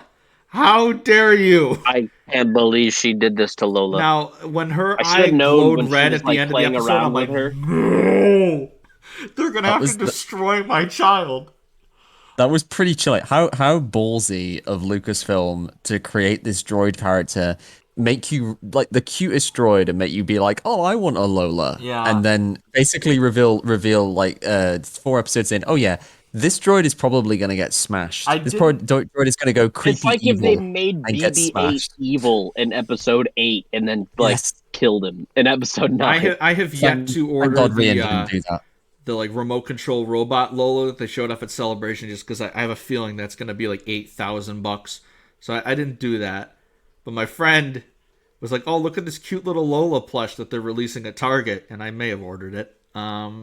You Yeah. may have. I may have can't ordered let it. myself buy anything because I'm still banking on like 8 to 10 more Black Series figures. I may and- have lost my debit card last night and then found it later in the night, so I may have had to dip into my PayPal to buy that Lola plush, but I may have ordered it. But we're not going to talk about that because I'll be here for another Capitalism hour. is cool when it's plastic Star Wars Someone things. showed a link for Dark Ray's saber, and it was like I got to get this. Then I saw it was $550. I'm like, on second thought, I'll just look at it. I'll just look at the picture I'll just- online. Sometimes the Yeah. pictures on my phone are just as nice. I'm like, if someone wants to, launch a GoFundMe so I can get this lightsaber, I'm not gonna say no to it. But like, can I warrant dropping 500 on that? Have I bought 3 lightsabers this year already? Yes. Yeah. So I Do I think need a fourth? Yes. Yes. If any of you listeners would like to support our buying yes, exactly. needs, We'll we'll create a For the Republic podcast PayPal, and we'll drop it next Please. episode. Y'all can send So I however can much get- money you like. so I can order my That'll be our third Patreon. Kenobi Black series from this series, because I already got the first one. I know they're gonna do one for this outfit, and I need it. Also, shout out to Deborah Chow for giving Obi-Wan different outfits throughout this show and not wearing the same thing. That's just really refreshing to me when characters change their clothes. It makes it feel real. And it's also a great way to sell toys, I know which people George call Lucas it an would action really figure appreciate. grab thing, but like it really isn't, because yeah. it's contributed to his character every time he changed costume. But Yeah, also, he brought the drip this episode. But also, it does make more action figures, which I am fine with. Give me the old days of 8 fills up my billion shelf and it Kenobi makes me variants. happy. And I know I wasn't able to pre-order the Tibidon Station Obi-Wan, but I know if I'm not able to pre-order I got it, that I one. will in fact drop 50 on eBay just to get that one, because I am No, desperate. Andrew, I got you. We are gonna like FaceTime and go target hunting We're gonna to go the Target, day that they drop. And I'll find just Queels and Return of the Jedi Landos and nothing else. Probably, but I got hella lucky at my local Target when the Clone Wars ones were coming out last summer. So if I find one, I'll make sure to ship one to you, because I have my own on pre-order already. Beautiful, beautiful. Sweet. All right, so that was a sneak preview of our upcoming For the Republic action figure podcast. I actually pitched this We idea pitched it. last week. I want to do it. It's just we got to I want to do it too. in the future. It sounds we rad. will. I have a bunch of Black Series. I have some ideas that God, I'll me be too. It's so pitching to bad. you guys behind the scenes. But we've gone quite a bit, so I feel like we should wrap things up for this episode. Overall, the people that say this one was filler, I don't get it. To me, this one was. I don't know if I would call it my favorite, but it's up there. It was my favorite. was your I'll favorite? say it's Yeah. my favorite. It's It Like was so much full fun. on. It was so great. It was my favorite. From the production value to the acting to the story to the action to the new characters introduced. I mean, that's something I feel like we didn't touch on a whole lot. And yes, we do want to wrap it up because we're going on 2 hours, I think. But like, holy fuck. Shut up about the production value of this show now, because this is the best a live action Star Wars TV show has ever fucking looked. This episode was just gorgeous. Yep. Doug Yeah. Chang and Todd. I can't pronounce that. I can't pronounce his last name, but he worked on Last Jedi. So Yeah, that That's explains it. I have nothing but good things to say about this episode. I cannot wait for next week. And the further and further we get to Obi-Wan Kenobi being back is just... I can't wait. So, It's so good. thank you for joining us for another installment of our Obi-Wan Kenobi recaps. We went very long this week, but there's just so much good stuff to talk about. See us back here next week for our recap of episode 5. Cannot wait to see what happens next, because it is going to be... We don't know what's happening now, because everything that we knew was going to happen has happened already. So, it's pretty exciting. So, where can the good people of the internet find you all before we head out here? Okay, you can find me on Twitter under the name at Donovan Mead. I post a lot about Star Wars, also occasionally politics. You can also find me on YouTube under the Donline Dude name, and I also write for sweditor.ig.com. You Write had a story articles. drop. And I had a story drop just last week for as of the time of this recording. It's called Scars of War. It was a lot of fun to write. It's if you like the Obi-Wan show, you might find something to like here. It's about a clone trooper and a Jedi Knight, both of whom have survived Order 66, and just like dealing with their trauma of what they've lost and what they went through And it was just really, really cool. And I have to shout out Jake for his fantastic cover art. Yeah, it's available on Star Wars Editor. You can read it, download it to your phone. Just, yeah, it was a lot of fun to write. Yeah, Jedi Jake __ on Twitter. That's me. Same as Don. It's mostly Star Wars. I do occasionally talk about politics as well, because fuck America. I also write for SW Editor IG. I don't really do articles anymore. I used to say that I still write articles, but I haven't written one since 2019, so that would be a lie. But I do write stories, and I have, I believe, 3 coming out by the end of the year. And as Don said, I got to do the cover for his dope-ass story, Scars of War. And so, yeah, check out the website and all the cool stuff that we got going on. I believe, actually, we just passed the 1-year anniversary of the SWEF being a thing, and Don's story was our 10th one. So there's a lot of great stuff that y'all can go read. And check out the Star Wars Editor Discord, because that's where we all hang out, all 4 of us here. And I believe Chloe's also in the Star Wars Editor Discord as well. All of us are a part of it. Yes. So all of your favorite personalities here at For the Republic are hanging out in the Star Wars Editor Discord, like, probably every day. So come chat with us. It's fucking dope. Really great fan community that I cannot talk about enough. There's something for everyone. And you'll meet a bunch of great people. That's how all of us got acquainted. So it's a beautiful for real. place. All of my best friends are in there. Like, I love all y'all here. I got tons of other great friends in Star Wars Editor. It seriously is like, we know that Star Wars fan communities can be pretty toxic, and if you find the good parts, a great place. That's all you need. I've managed to find my group. And it's a great thing when you realize that not everyone sucks, and not everything is complaining about whatever the hot take of the week is.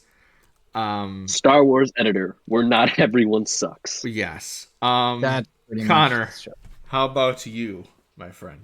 You can find me on Twitter at @DepaBanana, talking about Star Wars and being absolutely horny. Yep.